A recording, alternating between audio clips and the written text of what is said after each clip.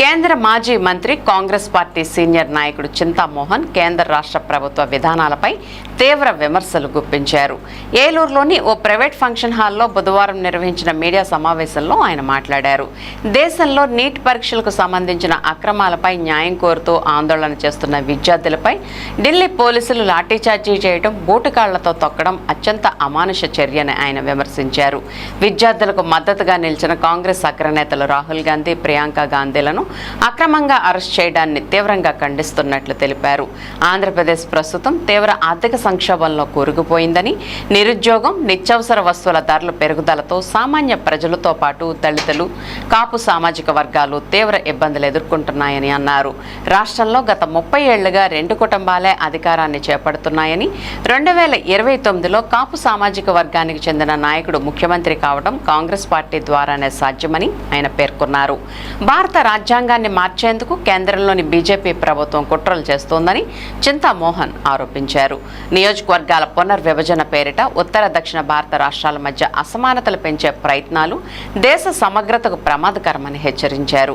ఈ విషయంలో ప్రాంతీయ పార్టీల నాయకులు బీజేపీకి సహకరించడం మానుకోవాలని సూచించారు. అవి ఫోటోల్లో రాకపోయిండొచ్చు. ఎందుకు బూట్ కాళ్ళు పెట్టారు? అవసరం ఏంటి?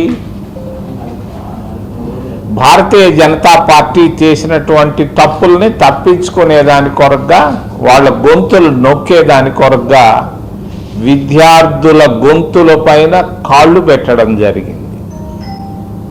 మొట్టమొదటిసారి పార్లమెంట్ చరిత్రలో నిన్న మొన్న విషయాలు బయటకు రాకూడదనే ఉద్దేశంతో ఇంటర్నెట్ సర్వీసులను బంద్ చేయడం జరిగింది. ఎప్పుడు జరగలేదు ఇది.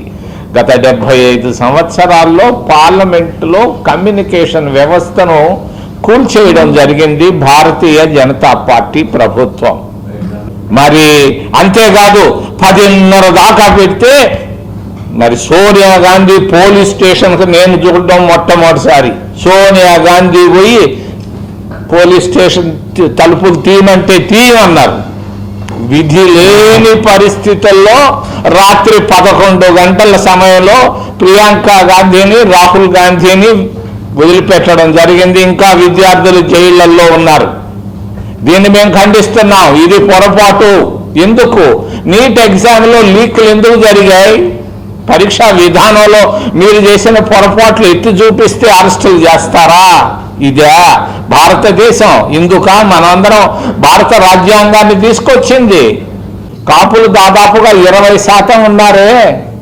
20% ఉన్నటువంటి కాపులు ఎందుకు ఈ 75 సంవత్సరాల్లో కనీసం నాదెళ్ల భాస్కర్ రావు లాగన్నా కనీసం ఒక నెల ముఖ్యమంత్రి కాలేకపోయారు?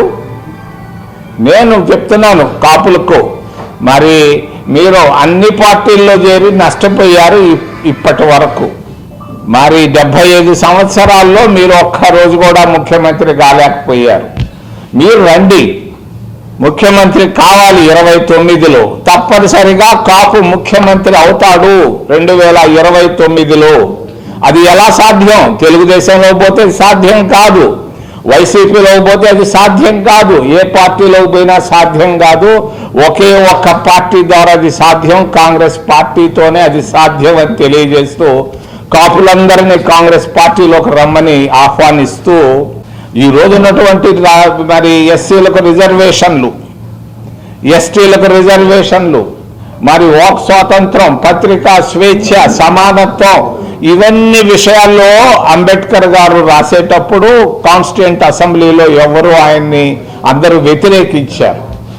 మరి ఆ పరిస్థితుల్లో అంబేద్కర్ గారి భార్య డాక్టర్ సవిత అంబేద్కర్ గారి చేత ఆయన రాజీనామా పత్రాన్ని 2 సార్లు పంపించడం జరిగింది.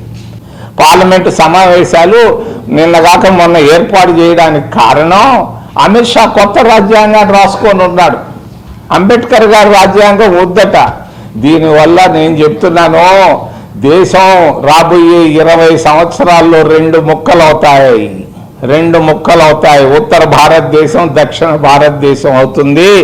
జాగ్రత్త అని నేను తెలియజేస్తున్నాను పార్లమెంటు సభ్యులకు అందరికీ, అన్ని పార్టీల్లో ఉన్నటువంటి వాళ్ళందరికీ.